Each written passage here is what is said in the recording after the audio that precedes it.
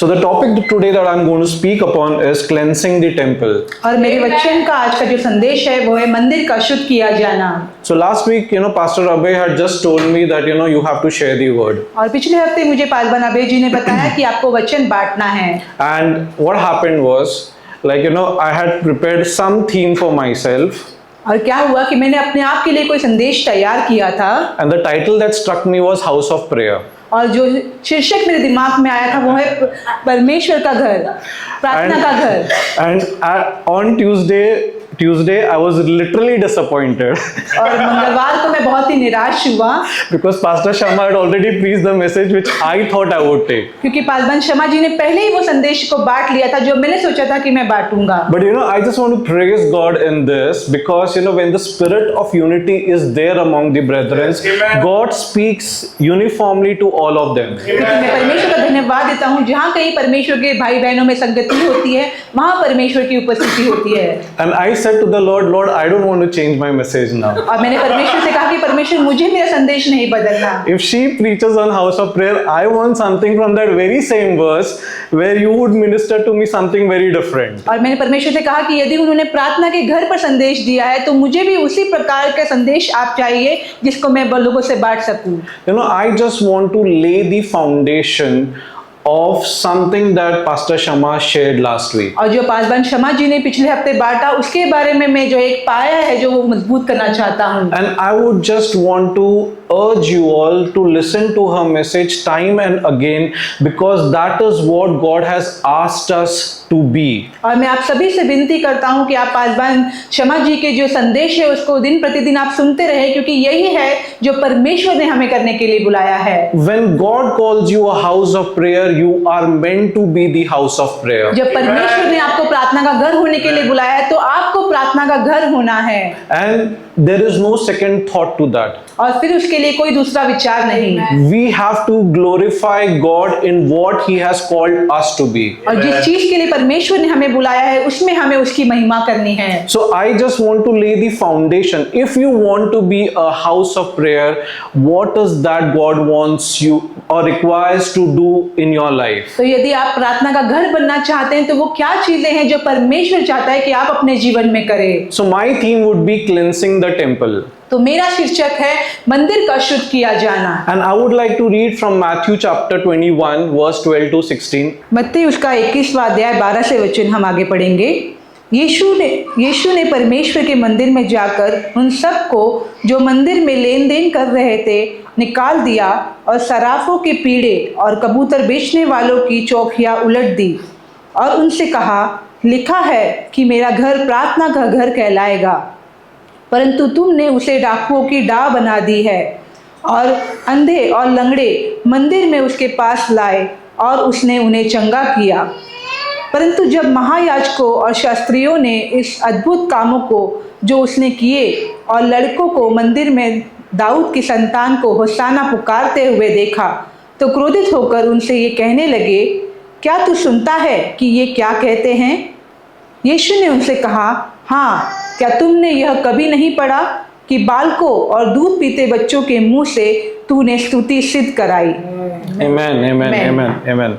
So the theme is next. If I just go to next slide.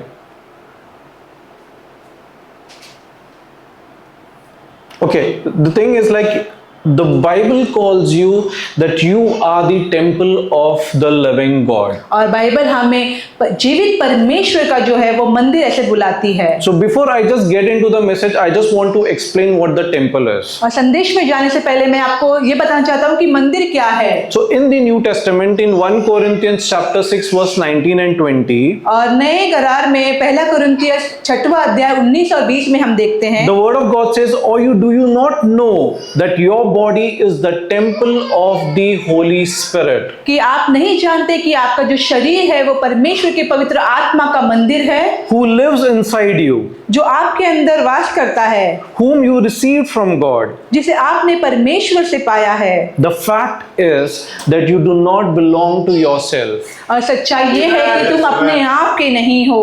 Verse 20 says that you were bought at a price. और 20वें वचन में हम देखते हैं कि तुम दाम लेकर मोल लिए गए हो। So use your bodies to glorify God. इसलिए अपने देह के द्वारा परमेश्वर की महिमा करो। I just want to give you an example here. और मैं आपको एक उदाहरण देता हूँ If I go to a shop to buy some merchandise, कि मैं यदि कोई दुकान में जाऊँ कोई चीजों को लेने के लिए, so what I do is I give to the shopkeeper some money मैं दुकानदार को कुछ पैसे देता हूँ and I purchase that product for myself. और उस वस्तु को मैं अपने आप के लिए खरीद लेता हूँ। So in the spiritual realms, what happens is और आत्मिक क्षेत्र में क्या होता है, God wants us, our lives for His glory. परमेश्वर हमारा जीवन जो है उसकी महिमा के लिए चाहता है। And what does He do? और वो क्या करता है, He has paid a price on that cross of Calvary. उसने कलवरी क्रूस पर एक दाम को चुकाया है। So when He has paid that price of the on the cross of Calvary, और जब उसने कलवरी क्रूस पर उस दाम को चुकाया है, I belong to Him. He has purchased it from me. मैं उसका हुआ, उसने मुझे मोल लेकर खरीदा है। So just as when I buy anything from shopkeeper, the shopkeeper does not have any claim on that product because I have paid the price for that. और जिस प्रकार मैं वो दुकानदार से उस वस्तु को खरीद लेता हूँ तो फिर वो वस्तु उस दुकानदार की नहीं होती क्योंकि मैंने उसकी कीमत चुकाई है। When Jesus says that I have purchased you with a price, your life does not belong to yourself, it belongs to God alone. जब यीशु कहता है कि मैंने तुम्हें मोल लेकर खरीदा है तो आपका जीवन जो है वो आपका अपना नहीं परंतु परमेश्वर का है। That's why he says that when you were bought with a price, you do not belong to yourself. और इसीलिए कहा गया है कि जब आपको मोल देकर खरीदा गया है तो आप अपने आप के नहीं हो। Now what he expects from you तो वो आपसे क्या उम्मीद रखता is है, that you use your bodies to glorify God. वो चाहता है कि आपका देह जो है वो परमेश्वर की महिमा के लिए इस्तेमाल So किया जाए। how do we use our bodies to glorify God? तो हम किस प्रकार अपने देह को परमेश्वर की महिमा के लिए इस्तेमाल करेंगे, It's by obeying His word. और उसके वचन का आज्ञा पालन करने Now से। when God says that you are the temple of the living God, और जब परमेश्वर कहता है कि आप जीवित परमेश्वर के मंदिर हो, He is putting the Godhead inside you. वो परमेश्वर को आपके अंदर डाल रहा है, He is putting His Spirit inside you. वो अपनी आत्मा को आपके अंदर डाल रहा है। And when He puts His Spirit inside you, you share a very special relationship with Him. और जब वो अपनी आत्मा आपके अंदर डालता है तो आप बहुत ही खास नाता उसके साथ आपका बन जाता है। The fullness of the glories of God start dwelling inside you. और परमेश्वर की भरपूरी की महिमा आपके अंदर वास करने लगती है। And when that fullness of the glory of God dwells inside you, there comes out a worship out of you. और फिर जब परमेश्वर की भरपूरी की महिमा आपके अंदर रहती है तो आप में से आराधना निकलती है। So you have to understand one thing is that when the Holy Spirit is living inside you, what needs to come out of you is the worship for God. तो आपको ये समझना है कि जब परमेश्वर का पवित्र आत्मा आपके अंदर रहता है तो आपको आप में से आराधना को निकलना है। So when 1 Corinthians chapter 6 19 to 20 was written, और जब पहला कुरिन्थियों 6वां अध्याय 19 और 20 वचन लिखा गया था, Paul was warning the church at Corinthians. और पौलुस जो है वो कुरिन्थियों की कलीसिया को Church at Corinthia. और कुरिन्थियस की जो कलीसिया है उसको वो घोषित कर रहा था। He was telling that you have to flee from sexual immorality. तो वो उन्हें सावधान कर रहा था कि तुम्हें व्यभिचार से दूर रहना है। You have to flee from that. तुम्हें उससे दूर भागना है। Now I just want to lay certain base or foundation out here. और यहाँ पर मैं कुछ पायों को रखता हूँ। Sometimes when we go through temptations, when we go through some kind of temptations that the enemy puts in, और कई बार जब हम लोग का सामना करते हैं जो शत्रु हमारे सामने लाता है, the temptations, what happens is we generally yield to those temptations. और क्या होता है कि हम उस मोह में जो है हम पड़ जाते हैं। So the word of God here basically says that in this context it says that flee from sexual immorality. और परमेश्वर का वचन यहाँ पर कहता है कि व्यभिचार की जो लोभ है उससे आप दूर भाग जाओ। If you are facing temptation, God is not asking you to pray. और यदि आप लोभ में पड़ते हैं तो परमेश्वर आपसे नहीं कहता कि आप प्रार्थना करें। God expects you that you obey the word whether you like it or you don't like और it. परमेश्वर चाहता है कि यदि आपको पसंद हो या ना पसंद हो परंतु उसके वचन का आप आज्ञा पालन करें। So when you are faced with temptation, और जब कभी आपके सामने प्रलोभन आता है, it is very important that you need to know first who you are. और ये बहुत महत्वपूर्ण है कि आप जाने कि आप कौन हैं। Then you know what the word of God is. और फिर आप जाने कि परमेश्वर का वचन क्या है। And speak the word of God in that area of your life so that you will get set, you will be free from that. और अपने जीवन जीवन के उस क्षेत्र में आप परमेश्वर के वचन को बोले ताकि आप उससे आजाद हो। That is how we glorify God. और इस तरह हम परमेश्वर की महिमा करते हैं। So the foundation here is obedience to the word of और God. यहाँ पर जो पाया है वो है परमेश्वर के वचन का आज्ञा पालन करना।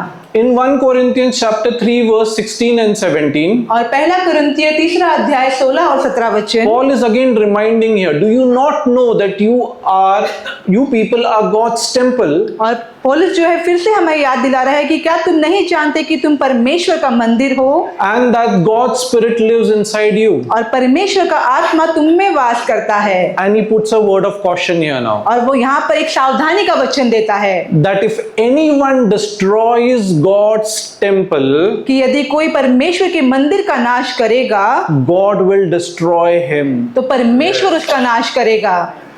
For God's temple is holy, क्योंकि परमेश्वर का मंदिर पवित्र है and you yourself are that temple. और वो मंदिर तुम ही हो। So when you read the context as to why God is saying that, और यदि आप पढ़े कि परमेश्वर ऐसा क्यों कह रहे हैं, there comes a very serious warning that follows here. और यहाँ पर बहुत बड़ी चेतावनी एक यहाँ पर हमें आती है। In the church of Corinthians, what happened was there was division inside the church. और करिन्थियों की कलीसिया में क्या हो रहा था, वहां पर विभाजन हुआ था। Some said I belong to Paul, some said I belong to Apollos, some said I belong to Barnabas. और कोई कह रहा था कि मैं पौलुस का हूँ, मैं अपुल्लोस का हूँ, मैं बारनबास का हूँ। God cannot tolerate division in the church. परमेश्वर जो है वो कलीसिया में विभाजन को नहीं सह सकता। And if anyone is trying to divide his church or divide his temple, God says that I will destroy him. और यहाँ पर लिखा है कि परमेश्वर कहता है यदि कोई उसकी कलीसिया को, उसके मंदिर को विभाजित करे तो परमेश्वर कहता है कि मैं उसका नाश करूंगा। Because God is serious in this business. क्योंकि परमेश्वर बहुत ही गंभीर है इस चीजों में। He will not want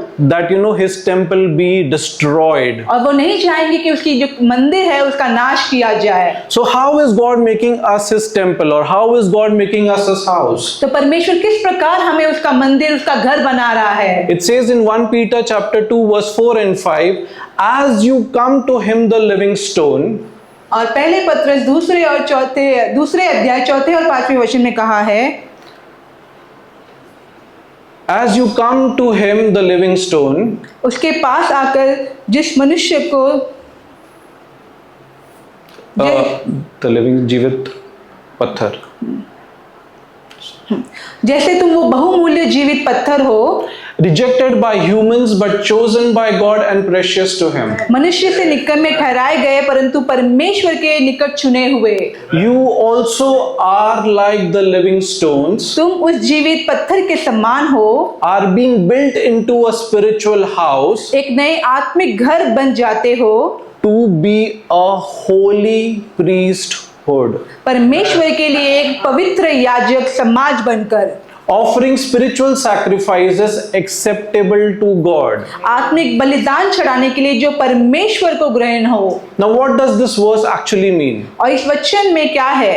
That Jesus is that living stone. यीशु वो जीवित पत्थर है। And just because God has chosen you and brought unto him, और केवल इसलिए कि परमेश्वर ने आपका चुनाव किया और अपने निकट लिया, he calls you also the living stone. वो आपको भी वो जीवित पत्थर बुलाता है। Because his life is now inside you. क्योंकि उसका जीवन अब आपके अंदर है। If you are outside the church, you are a dead stone. यदि आप कलीसिया के बाहर है तो आप एक मरा हुआ पत्थर हैं। But because you are in Christ, you are a living stone. परंतु आप मसीह में हैं, इसीलिए आप एक जीवित पत्थर हैं। So when a temple is built, say a physical temple is built, जब एक शारीरिक मंदिर को बनाया जाता है, so what happens is one stone is laid upon the another, and like that from foundation to the whole building comes up. तो क्या होता है, एक के ऊपर एक पत्थर रखा जाता है और उस प्रकार से पाए से लेकर मंदिर ऊंचा उठाया जाता है। So each one of you who are the living stones, God's building a house for himself. और आप जो सभी लोग जीवित पत्थर हैं, वो परमेश्वर अपने लिए एक मंदिर को तैयार कर रहा है। And not just a house, he says, I'm building a spiritual house to to be a holy priesthood. और केवल एक मंदिर ही नहीं, एक घर ही नहीं, परंतु एक पवित्र घर वो तैयार कर रहा है, जो याजक बनने के लिए वो आपको तैयार कर रहा है। So this here, all that we are sitting out here, who are the members of this church, you are that spiritual house. और आप सभी जो यहाँ की कलीसिया के मेंबर हैं, जो बैठे हैं, आप सभी लोग वो आत्मिक घर हैं। And he expects that this spiritual house be holy. और वो आशा करता है कि ये पवित्र घर जो है वो पवित्र बना रहे। So that whatever sacrifices that you make unto God will be acceptable unto him. ताकि जो कोई बलिदान आप परमेश्वर के लिए चढ़ाए वो उसे ग्रहणीय हो। So this is what the temple of God actually means. तो ये जो है परमेश्वर के मंदिर की इसी चीज को जरूरत है। Let's go to the next slide. Now we all know that we all have fallen short of the glory of और God. हम सभी लोग जानते हैं कि हम सभी लोग परमेश्वर की महिमा के लिए जो है हम कम पड़े। You know, that is why we need a savior, we need God to save us. इसलिए हमें एक उद्धारकर्ता की जरूरत थी, हमें जरूरत थी कि परमेश्वर हमें बचाए। Now in the New Testament, in the book of Matthew, it says that when he went to the temple, he saw that people were doing business out there. और नए करार के वचन में हम देखते हैं मत्ती में कि जब यीशु मंदिर में गए तो उन्होंने देखा कि वहां पर लेन देन हो रहा है। He saw that there were money changers and there were people who were selling doves and pigeons. और उन्होंने देखा कि वहां पर लेन देन हो रहा है, वहां पर कबूतर बेचे जा रहे हैं। Now what happened is in that temple, और फिर क्या हुआ उस मंदिर में, you know, when people had to come from different parts of the world to worship God, और जब लोग अलग अलग राज्य से परमेश्वर की आराधना उपासना करने के लिए आए, so when they came into the temple, they had to offer something to God. और जब वो मंदिर में आते थे उन्हें परमेश्वर को कुछ भेंट चढ़ानी थी। So the local currency carried maybe the imprints of their king or maybe someone else on that coins. और उस समय के जो पैसे थे तो शायद उस पर उनके राजा के छाप हो सकती है। Like on our currency we have Mahatma Gandhi. जैसे right? हमारे पैसों पर हम महात्मा गांधी जी के चित्र को देखते हैं। So those kind of offerings were not allowed because it was compared to idolatry. और उस तरह की जो भेंट है वो उन्हें अनुमति नहीं दी जाती थी क्योंकि उसे मूर्ति पूजा का रूप दिया जाता था। So there were money changers who were sitting at the outer court of the temples. और जो मंदिर के बाहर में ऐसे लोग बैठे थे जो पैसे को बदल देते थे। So I would pay from my local currency and they will give me the currency of the temple. तो मैं अपने पैसों को उन्हें देता था और वो मंदिर के पैसे जो है उसके बदले में मुझे देते So थे। in that what they used to do is basically earn some commission. और इस बीच में वो क्या करते थे, जो पैसे देने वाले हैं वो कुछ अपना कमीशन रख लेते थे। In the temple what used to happen was there were people who were selling pigeons. और मंदिर में क्या हो रहा था कि लोग थे जो कबूतरों को बेच रहे थे। So when people used to come to sacrifice unto God, they would bring their own offering or maybe their own sacrifices into the temple. और जब ऐसा होता था कि जब लोग वहां पर बलिदान चढ़ाने के लिए आते थे तो वो अपनी स्वयं की भेंट वहां पर लेकर आते थे। But there was a tradition in the temple परंतु मंदिर की एक परंपरा थी that every sacrifice need to be certified by the priest. और हर एक बलिदान जो है उसे याजक से दिखाया जाना चाहिए। Because that sacrifice had to be without any blemish, without any defect. क्योंकि वो जो बलिदान है वो निष्कलंक होना चाहिए। So what happened is when people used to bring that, they would reject that and they would say, no, you have to buy the local sacrifice which we sell here. तो क्या होता था, जब लोग अपनी बलिदान को लेकर आते थे तो याजक उन्हें नकार देते थे और कहते थे कि आपको जो मंदिर में बिक रहा है वही बलिदान को आपको लेना है। So the temple became a place of business actually. और जो मंदिर जो है वो व्यवसाय का एक जगह ऐसे हो गया था। And this is what angered Christ. और यही चीज थी जिसने यीशु को गुस्सा दिलाया। Now what it means in our context? तो ये हमारे संदर्भ में कैसे है? We are living in this world. हम इस संसार में जी रहे हैं। This world is run by a different pattern, a different kind of a system, and it's called as the worldly system. और ये जो संसार है अलग अलग रीति से चलता है, उसे सांसारिक रीति हम कहते हैं। The word of God cannot agree with the things of the word of God does not agree with the worldly systems. और परमेश्वर का वचन जो है वो सांसारिक रीति से सहमत नहीं होता। So what happens is sometimes what happens is when we live in this world, even though being a Christian, we do adopt certain kind of systems of the world into our lives. इसलिए क्या होता है, संसार में रहने के या चाहे हम मसीह हैं फिर भी हम संसार की जो चीजें हैं उसे हम ले लेते हैं। I'll just give you some few examples. कुछ उदाहरण मैं आपको देता हूँ। Saying that the work in the corporate world, it's always said work is worship. और कॉर्पोरेट के समाज में हमेशा कहा जाता है काम ही परमेश्वर है, But in the church, we say we only worship God. परंतु कलीसिया हमें कहते हैं कि हम केवल परमेश्वर की आराधना करते हैं। In the worldly system, they will say believe in yourself. और सांसारिक रीति में कहा जाता है कि अपने आप पर भरोसा करो, But in the church, we say we believe only in God. परंतु कलीसिया में हम कहते हैं कि हम केवल परमेश्वर पर भरोसा करते हैं। Knowingly and unknowingly, we have just adopted the things of the world into our life. जानकर या ना जानते हुए कुछ चीजों को हमने अपने जीवन में स्वीकार लिया है। Sometimes the world is, the world people, they are like very smart. They think that their theology is much better than our theology. और कई बार संसार में जो लोग सोचते हैं कि उनके जो विचार है वो हमारे विचारों से कई अच्छे हैं, But God calls it foolishness. परंतु परमेश्वर उसे मूर्खता बुलाता है। So this is where sometimes we just compromise with the things of the world. और यही वो चीज है जहाँ पर हम संसारिक रीतों में हम समझौता कर लेते हैं। And when I adopt a worldly system, what happens is I defile the temple of God. और जब मैं संसारिक रीति को अपनाता हूँ तो मैं क्या करता हूँ, मैं परमेश्वर के मंदिर को अशुद्ध करता हूँ।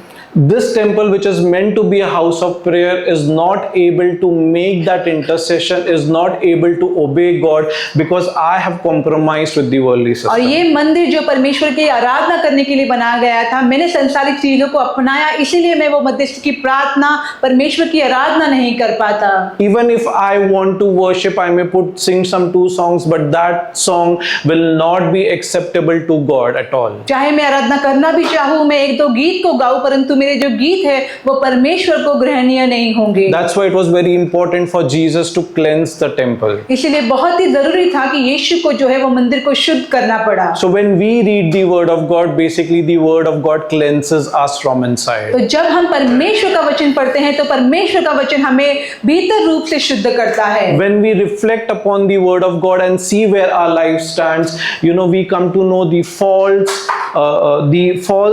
false things that we have adopted in our life. और जब हम परमेश्वर के वचन पर ध्यान लगाते हैं तो हमारे जीवन की जो झूठी चीजें हैं उसका प्रकाशन हमें मिलता है। So I would just want to take this, like 2 Chronicles 7:12-16. और दूसरा इतिहास 7वां अध्याय 12 से 16 वचन। So here what it means when the word of God says overturned the desk of money changers and knocked over the benches of those selling places, means Jesus was literally cleansing the temple. और यहाँ पर हम देखते हैं कि यीशु जो है वो किस रीति से मंदिर को शुद्ध कर रहे थे। So overturned is basically means Jesus is calling us for repentance and renewal. और यीशु जो है हमें पश्चाताप के लिए वो हमें पुकार रहे हैं। So now when we come to know where in the book of 2 Chronicles it says और दूसरे इतिहास की किताब में लिखा गया है that Solomon built the temple for God. Suleman ने परमेश्वर के लिए मंदिर को बांधा। And when he had built a temple, he dedicated that temple, he brought sacrifice into that temple, and the glory of God descended upon that temple. उसने जब उस मंदिर को बांधा तो उसने मंदिर का समर्पण किया और वहां पर भेंट चढ़ाए और परमेश्वर की महिमा जो है वो उस मंदिर पर उतरी। There was a feast and festival that happened inside the temple on that day when the glory of God fell. और जब परमेश्वर की महिमा उस मंदिर पर उतरी तो वहां पर भोजन हुआ, वहां पर उत्सव हुआ। But on that night when the temple was dedicated, the Lord appeared to Solomon. परंतु जिस दिन मंदिर का समर्पण किया गया उस रात परमेश्वर ने सुलेमान को दर्शन दिया। And in verse 12 it says in verse 12 the Lord says to Solomon that I have heard your prayer. तब 12वें वचन में हम देखते हैं कि परमेश्वर ने कहा कि मैंने तेरी प्रार्थना को सुना है। And I have chosen this place for myself as a temple for sacrifices. तो इस स्थान को मैंने जो है यज्ञ के भवन के लिए अपनाया है। But he says that when I shut up the heavens so that there is no rain, और जब परमेश्वर कहता है कि यदि मैं आकाश को ऐसे बंद करूं कि वर्षा ना हो, or command locusts to devour the land, या टिड्डियों को देश उजाड़ने की आज्ञा दूं, or send a plague among my people, या अपनी प्रजा में मरी फैलाऊं। now this is very important. और अब ये बहुत महत्वपूर्ण है। If my people who are called by my name तब यदि मेरी प्रजा के लोग जो मेरे कहलाते हैं will humble themselves and pray, दीन होकर प्रार्थना करे, and seek my face और मेरे दर्शन के खोजी हो and turn from their wicked ways, और अपनी बुरी चाल से फिरे, then I will hear from heaven तो मैं स्वर्ग से सुनूंगा and I will forgive their sin and will heal their land. और उनके पाप को क्षमा करूंगा और उनके देश को जो का त्यों कर दूंगा।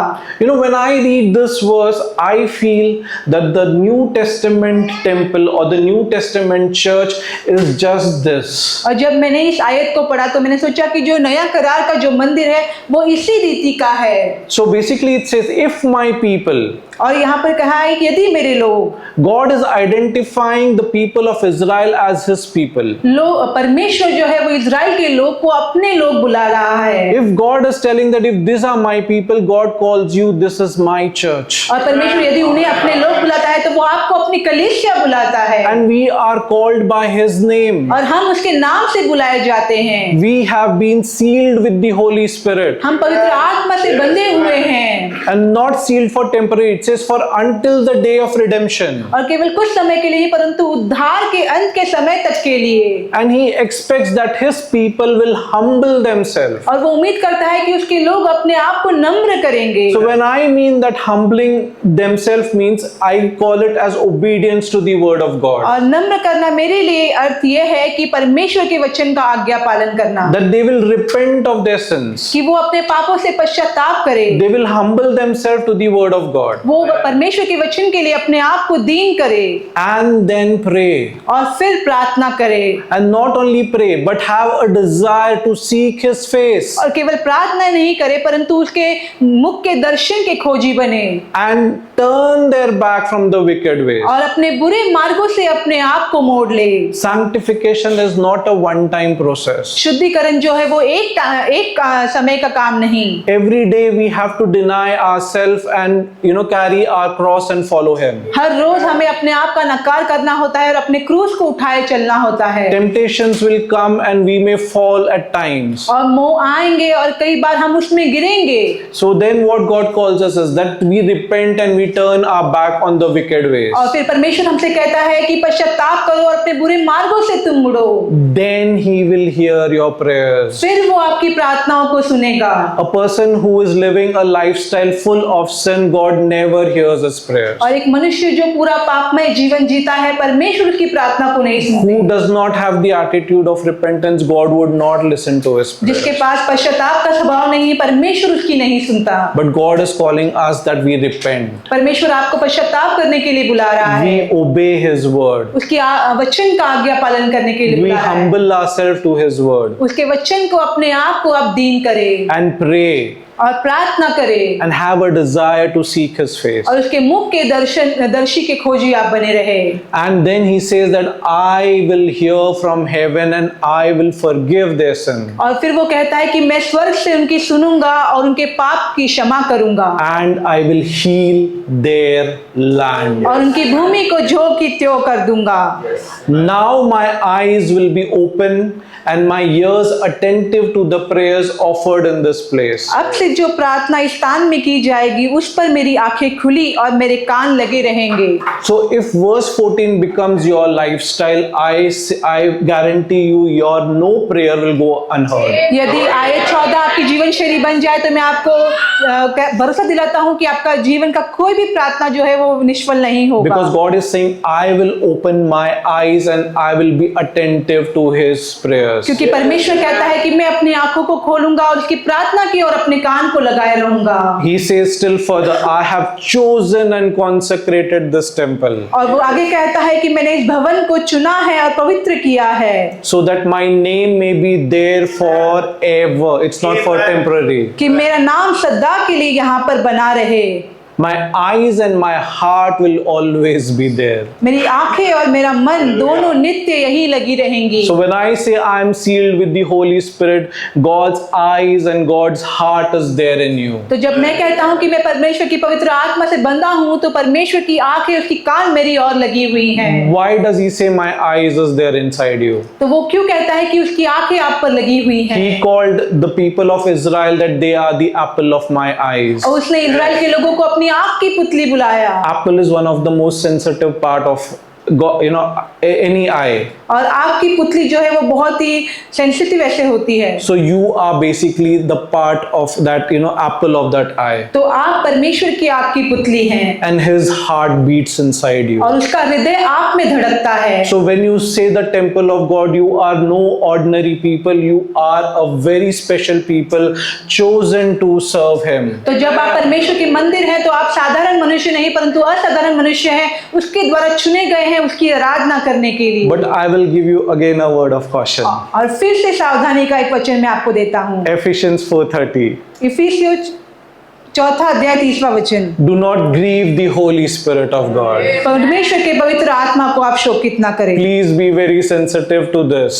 और आप इसके ओर ध्यान लगाएं। The Holy Spirit is very sensitive and he can get grieved if you live a lifestyle of sin. और पवित्र आत्मा जो है वो बहुत ही सौम्य है और उसे शोक हो सकता है यदि आप एक पापमय जीवन जिए। So it's every time we need to examine ourselves, we need to basically analyze ourselves with what the Word of God wants us to be. तो इसलिए बहुत जरूरी है कि हर समय जो परमेश्वर का वचन कहता है उसे आप अपने जीवन को आप जांचते रहे। And the moment you feel that you have grieved the Holy Spirit, और जिस क्षण आप जाने कि आपने पवित्र आत्मा को शोकित किया है, it's the time that you repent and renew yourself in the Word of God. और वो समय है कि आप पश्चाताप करें और परमेश्वर के वचन पर अपने आप को पुनः स्थापित करें। How do we renew our minds? और किस तरह से हम अपने मन को नया करते हैं? Let's go through the Word of God. It says that in 2 Corinthians chapter 10 verse 4 and 5. और that दूसरा कुरिन्थियों 10वां अध्याय 4 और 5वां वचन। It says that the weapons we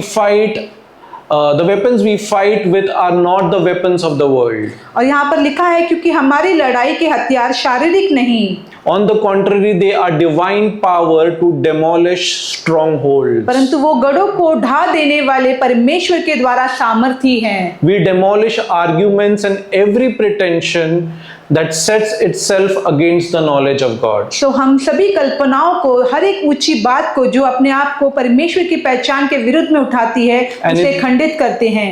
And we take captive every thought to make it obedient to Christ. और हर एक भावना को कैद करके मसीह का आज्ञाकारी बना देते हैं। So what does this basically mean? तो ये इसका अर्थ क्या है? The weapons we fight are not the weapons of this world. और जिस हथियार से हम लड़ते हैं वो शारीरिक हथियार नहीं है। The book of Ephesians verse chapter 6 says that we wear on the complete armor of God. और इफिसियों के 6वें अध्याय में कहा है कि हम परमेश्वर के आत्मिक हथियार को पहनते हैं। It talks about the belt of truth, और वो जो सच्चाई की कमरबंद को बताती है, the breastplate of righteousness, और धार्मिकता के कवच को बताती है, the shoes of the gospel, सुसमाचार के जूतों के बारे में बताती the है, shield of faith, विश्वास की ढाल को बताती है, the helmet of salvation, उद्धार के टोप को बताती है, and sword of the spirit. और आत्मा की तलवार के बारे में बताती है। And after that it says prayer. और उसके बाद कहा है प्रार्थना। So what is the pattern that the world, the weapons of the world are? तो संसार के जो हथियार है वो क्या है? It's hate. वो है द्वेष। But what is the pattern that we follow in this world? परंतु इस संसार में हम किस चीजों का हम अनुकरण करते हैं? We counter it with love. हम प्रेम से संबंध करते हैं। We counter it with peace. हम शांति से संबंध रखते हैं। If we are basically facing the temptation of lust, यदि हमारे पास व्यभिचार का प्रलोभन आता है, we counter it with purity. हम शुद्धता से उससे संबंध रखते हैं। If the people in this world, they exalt themselves above anything else, यदि संसार में जो लोग हैं अपने आप को दूसरों से ऊंचा उठाते हैं, but the church is known for its humility. परंतु कलीसिया जो है वो अपने विनम्रता के लिए जानी जाती है। Your spiritual weapons is being scorned by the world. और आपके आत्मिक हथियार जो है वो संसार से विपरीत होती हैं। If you love someone, if you love someone, if you are in peace with someone, that is what the world doesn't like. और यदि आप किसी से प्रेम में, शांति में बने रहें तो संसार को ये चीजें अच्छी नहीं लगती। And if you wear on these weapons of love, joy, peace, Satan does not like it. यदि आप प्रेम, आनंद और हर्ष के जो है हथियार को पहने रहते हैं तो शत्रु को ये पसंद नहीं आता। Demonic powers basically tremble. और दुष्ट आत्माएं जो है वो गिरती हैं, because they see the glory of God inside you. क्योंकि वो आपके अंदर परमेश्वर की महिमा को देखती है। Romans chapter 12 verse 1 and 2. Romeo उसका 12 अध्याय 1 और 2 वचन। It says, therefore I urge you brothers and sisters in the view of God's mercy. इसलिए हे भाइयों, मैं तुमसे परमेश्वर की दया स्मरण दिलाकर विनती करता हूँ To offer your bodies as living sacrifice, कि अपने शरीरों को जीवित और पवित्र बलिदान ऐसे करके चढ़ाओ, holy and pleasing to God. परमेश्वर को मन भावता हुआ। So what is God basically asking you? तो परमेश्वर आपसे क्या मांग रहे हैं? To offer your bodies as a living sacrifice. अपने शरीर को जीवता और पवित्र कर कर ऐसे आप चढ़ाओ। What do you mean by living sacrifice? जीवित बलिदान का अर्थ क्या होता है? Sacrifice means actually killing something, so that we can present it to God. और बलिदान इसका अर्थ है किसी को मृत्यु के घाट उतारना और परमेश्वर को भेंट चढ़ाना। So basically, how do we offer that sacrifice? तो किस तरह हम बलिदान को चढ़ाए? It's basically by denying ourselves. अपने आप को नकारते हुए। We basically carry our cross and we die each day, just honoring God. हमें हर रोज अपने क्रूस को उठाना है, अपने आप को मारना है और परमेश्वर की ओर बढ़ना है। And why is it called living sacrifice? और ये जीवित बलिदान क्यों बुलाया गया?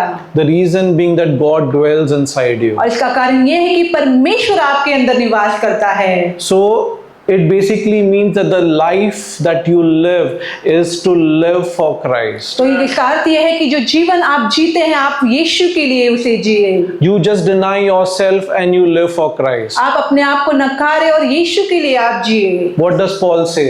पौलुस क्या कहता है? I now no longer live. मैं जीवित नहीं। That was the sacrifice. ये बलिदान है। But Christ my Lord lives in me. यीशु मेरा प्रभु मेरे अंदर जीवित है। So it means the living sacrifice. ये जो है वो जीवित बलिदान है। This living sacrifice in which Christ lives is holy. और ये जीवित बलिदान जिसमें यीशु रहता है वो पवित्र है। It's pleasing to God. वो परमेश्वर को भाता है। Because when you offer your bodies to God, Father God, और जब आप अपना शरीर परमेश्वर को समर्पित करते हैं, He sees the Christ inside you. वो आपके अंदर यीशु को देखते हैं। And He says, this is your true and proper worship. और वो कहता है कि ये तुम्हारी सच्ची आराधना है। Then He says, do not conform to the pattern of this world. और फिर वो कहता है कि संसार के सदृश ना बनो। As I already said, patterns of the world contradict the patterns of the church. और जैसे मैंने पहले ही बताया था कि संसार की रीति जो है वो कलीसिया की रीति के विपरीत होती है। But it says, be transformed with the renewing of your mind. और यहाँ कहा गया है कि परंतु तुम्हारी बुद्धि के नए हो जाने से। So it is very important that we renew our mind with the word of God. और ये बहुत जरूरी है कि परमेश्वर के वचन से तुम अपने मन को नया बनाओ। You have to meditate upon the word of God night and day. आपको दिन प्रतिदिन रात दिन परमेश्वर के वचन पर मनन करना है। And this is what God is asking us as a church to do each moment, every moment. तो कलीसिया होने के नाते परमेश्वर आपसे हर क्षण ये चीज चाहता है। So if you feel that you are struggling in any area of your life, तो यदि आप सोच रहे हैं कि आपके जीवन की कोई परिस्थिति में आप संघर्ष कर रहे हैं, start searching the word of God. आप परमेश्वर के वचन की खोजी बने। Speak that word into your life. उस वचन को अपने जीवन पर आप घोषणा करें। And stand firm on what that word और says. उस वचन पर आप दृढ़ खड़े रहे। So that you do not fall into the temptations that the evil one wants to trap you into. ताकि जो शत्रु जो प्रलोभन को लेकर आए आप उसमें ना गिरे। God is going to allow tests in your life परमेश्वर आपके जीवन में परीक्षा को लेकर आएंगे। to see to that how true you stand to His word. ये देखने के लिए कि कितने आप उसके वचन पर सच्चे खड़े रहते हैं। And when you stand true to His word, और जब आप उसके वचन पर सच्चे खड़े रहेंगे, it says that God is pleased with it. और यहाँ कहा गया है कि परमेश्वर को ये मन भाता है। Next slide.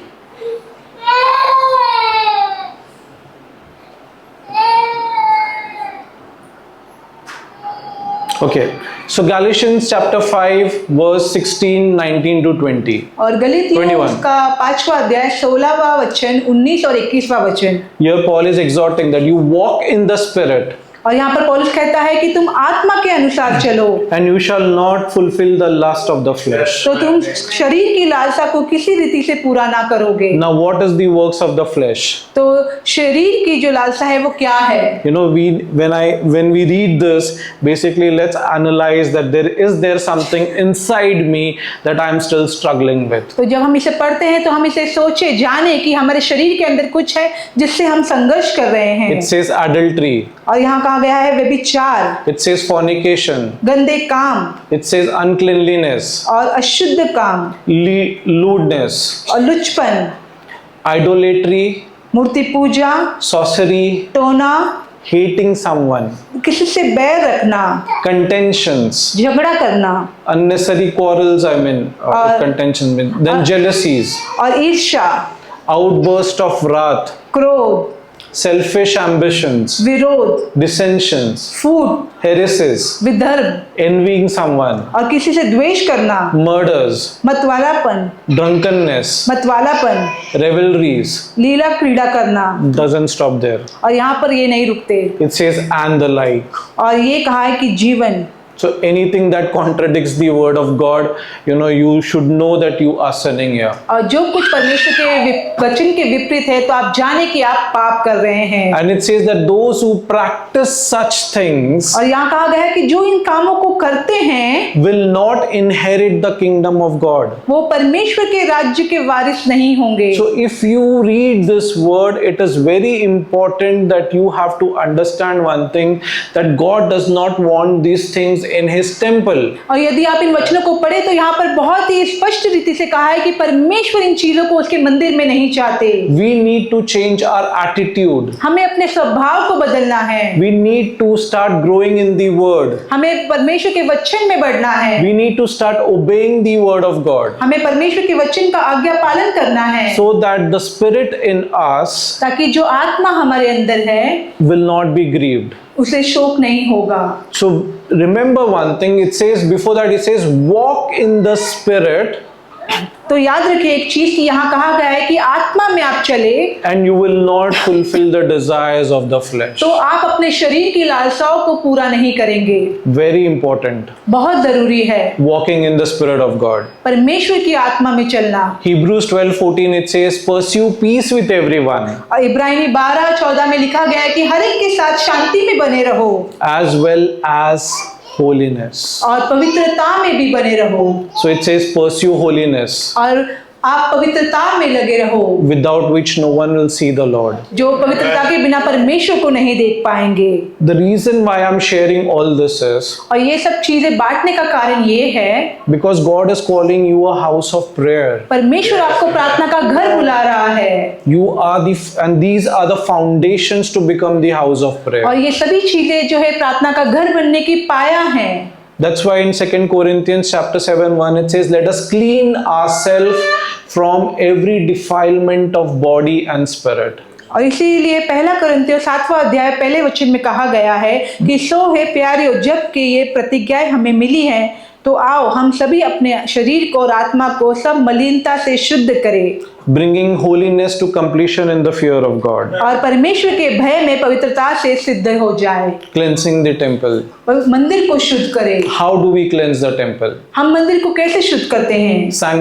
The word of God says, Jesus said, sanctify them by the truth. Your word is the truth. और परमेश्वर यीशु कहते हैं कि उन्हें आप सत्यता से शुद्ध करो और परमेश्वर का वचन जो है वो सत्य है। It is the word of God that can sanctify you. और ये परमेश्वर का वचन ही है जो आपको शुद्ध कर सकता है। But remember one thing. परंतु एक चीज को आप ध्यान रखें। Remember, prayer cannot sanctify you. याद रखें कि प्रार्थना आपको शुद्ध नहीं करती। Prayer is not given to you for sanctification. प्रार्थना आपको शुद्ध करने के लिए नहीं दी गई है। Prayer basically shows that you are dependent upon God and you are humbling yourself to God, allowing the Spirit to work inside you. प्रार्थना ये दर्शाती है कि आप परमेश्वर के वचन में बने हैं, आप उसे प्रार्थना कर रहे हैं और अपने आप को आप नम्र कर रहे हैं। Your word is the truth. आपका वचन जो है वो सत्य है। And if you know the truth will only set you free. और यदि आप सत्य को जानेंगे तो सत्य आपको आपको स्वतंत्र करेगा। It doesn't say prayer will set you free. यहाँ नहीं कहा गया है कि प्रार्थना आपको स्वतंत्र करेगा। So let's start examining the word of God and taking the word of God very seriously in our life. तो हम परमेश्वर के वचन को हम जांचें और उसको बहुत ही गंभीर रूप से अपने जीवन में हम स्वीकारें। Ephesians 5 chapter 5 25b to 27 says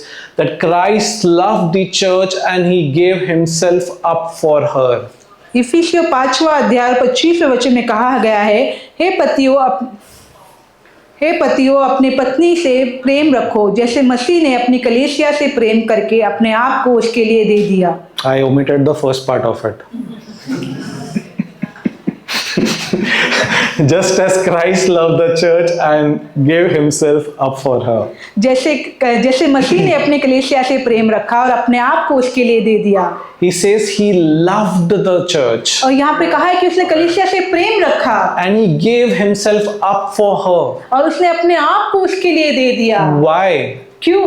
With a purpose. एक उद्देश्य से, To make her holy. ताकि उसे वो पवित्र बना सके Cleansing her by the washing with water through the word. और अपने वचन के पानी से उसे शुद्ध करने के लिए। I'll tell you later what it means washing with the water. और मैं आपको बाद में बताऊंगा कि जल से धोना क्या है, So that he can present her to himself as a radiant church. ताकि वो उसे एक कलीसिया के रूप में अपने सामने ला सके। You know, Pastor Shama last Sunday she shared that when Moses went up to the temple, Moses went up to the mountain. और पिछले रविवार को जो पासवान शमा जी ने बांटा कि जब मूसा जो है वो पहाड़ की चोटी पर गया And he had basically face to face conversation with God. और फिर उसका परमेश्वर से आमना सामना हुआ। And when he was returning with the 10 commandments, और फिर जब वो 10 आज्ञाएं लेकर लौट रहे थे, his face shone. उसका मुख जो है प्रकाश से चमक रहा था।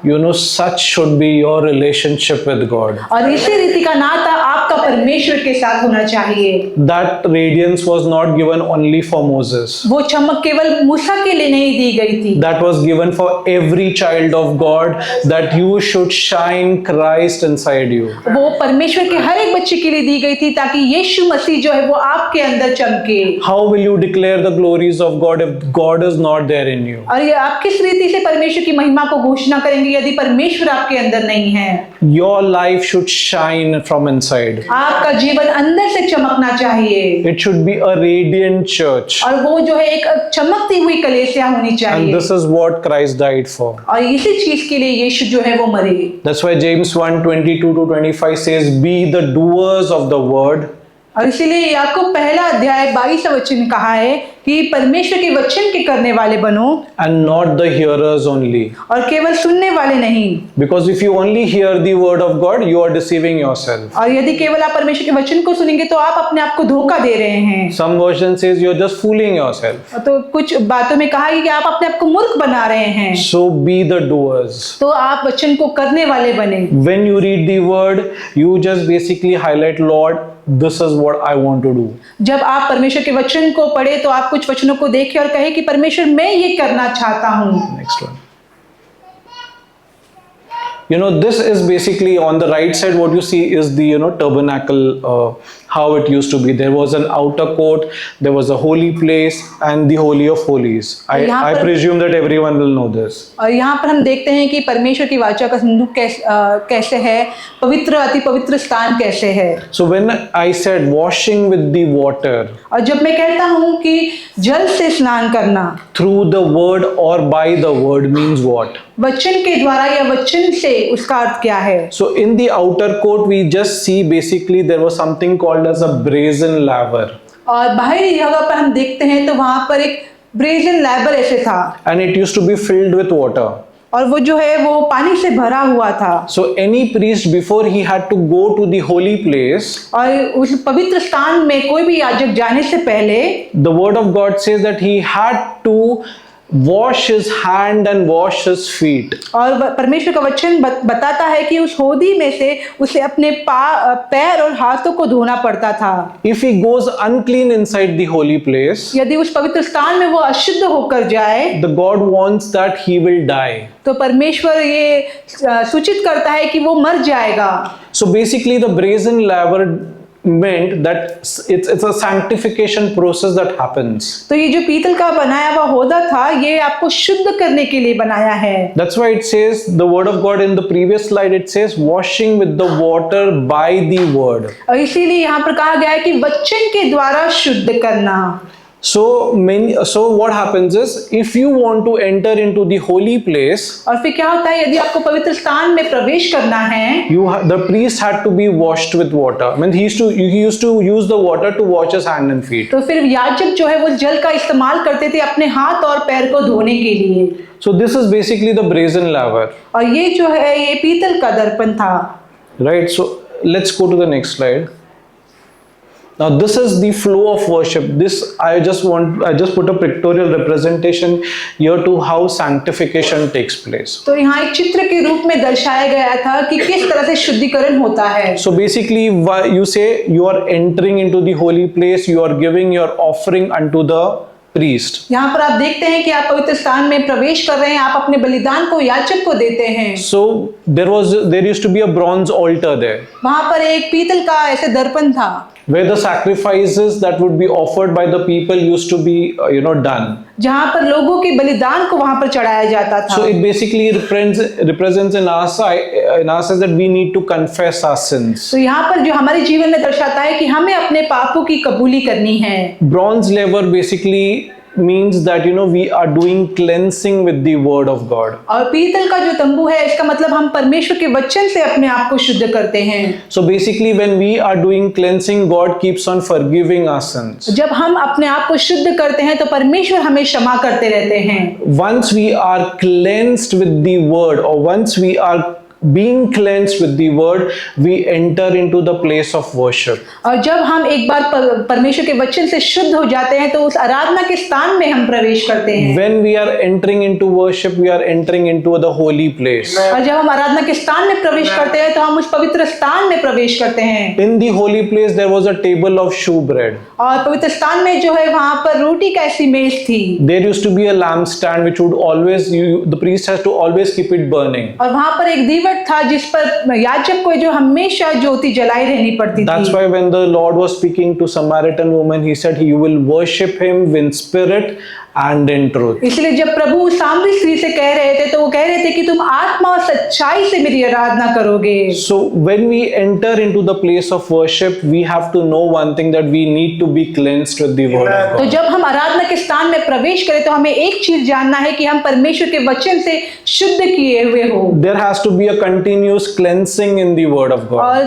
सतत हमें परमेश्वर के वचन से अपने आप को शुद्ध करना है, without which we cannot enter into the place of worship. जिसके बिना हम आराधना के स्थान में प्रवेश नहीं कर सकते। If you are not washing with the water of the word, the word of God says that he will die. यदि आप परमेश्वर के वचन के पानी से अपने आप को ना धोए तो परमेश्वर का वचन कहता है कि आप मर जाएंगे।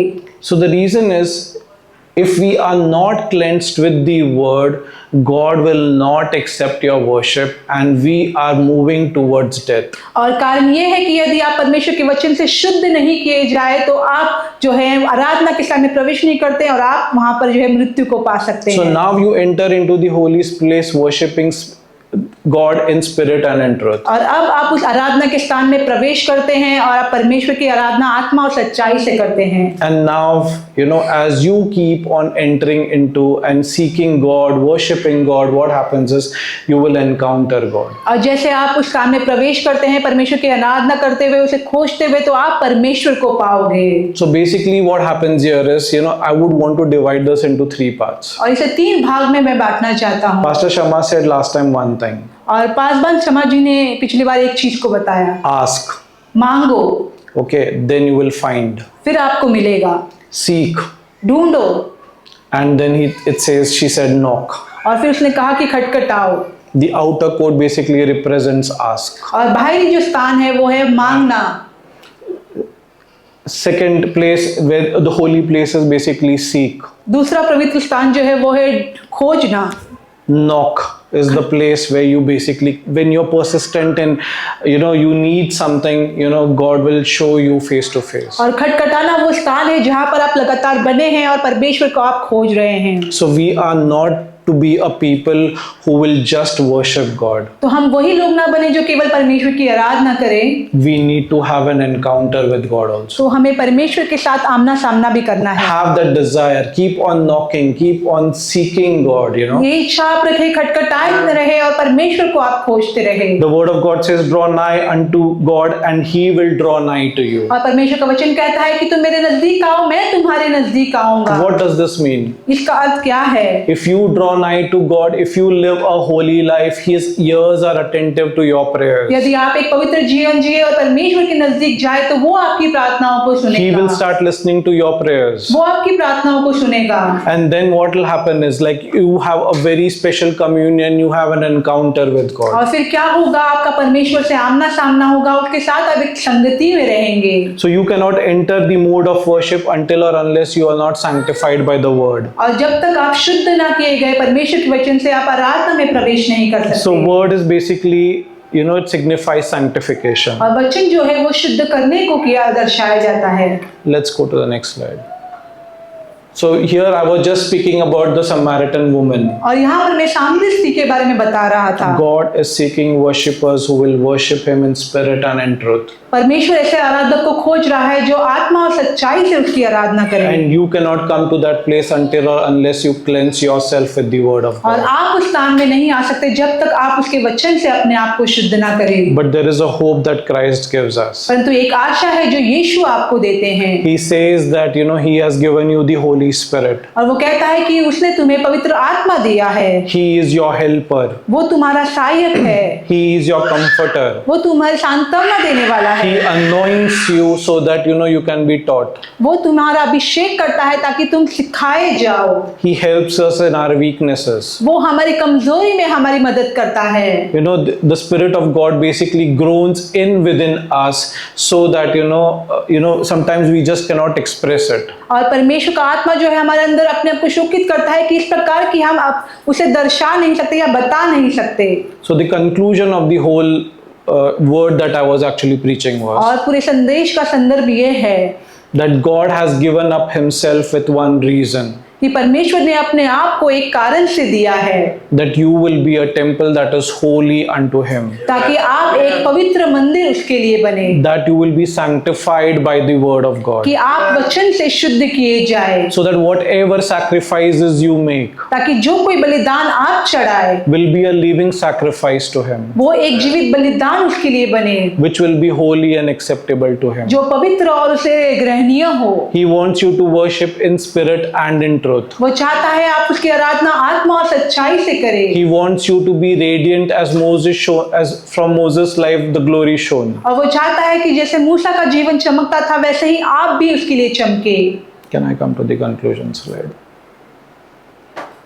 I just divided the whole section into 4 parts, और 4 चीजों में इसे मैंने बांटा है, where Jesus is basically, cleaning the whole temple. जहाँ यीशु पूरे मंदिर को शुद्ध कर रहे हैं। So I have put it as purification of the temple. That means through repentance and through renewal. तो मैंने यहाँ कहा है कि मंदिर का शुद्ध किया जाना पश्चाताप और पुनर्स्थापन के द्वारा। If you do not finish, if you are not able to complete with the first step, you can't move to the second. यदि आप पहले स्तर में ना पूरे हो तो आप दूसरे स्तर में नहीं बढ़ सकते। You can't be a house of prayer. आप परमेश्वर का घर नहीं बन सकते। So, it is only through the purification process that when we are going through, और ये शुद्धिकरण के रीति से ही है जो हम जाते हैं, that the worship can be made to God. परमेश्वर को आराधना दी जा सकती है। Then third one, और तीसरी चीज, blind and lame people came up to him in the temple and he healed them. अंधे और लंगड़े उसके पास आए और उसने उन्हें चंगा किया। What happens is, और क्या होता है, if you live a lifestyle, a godly lifestyle, यदि आप एक परमेश्वर की जीवन शैली को जिए, you will be a place of worship. आप एक आराधना के स्थान बनेंगे।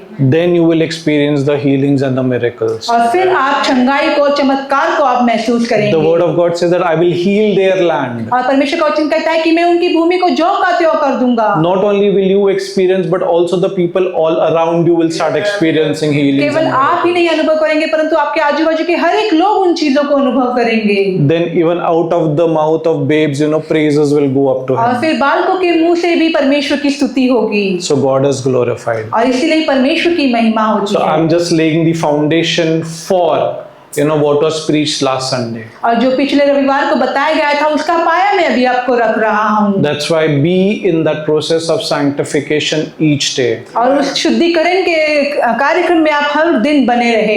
Ask God that, Lord, where I am lacking, help me to repent. और परमेश्वर से आप कहें कि कहाँ मैं कम पड़ रहा हूँ, मुझे पश्चाताप करने में आप सहाय करें। Search the word of God that you may basically repent.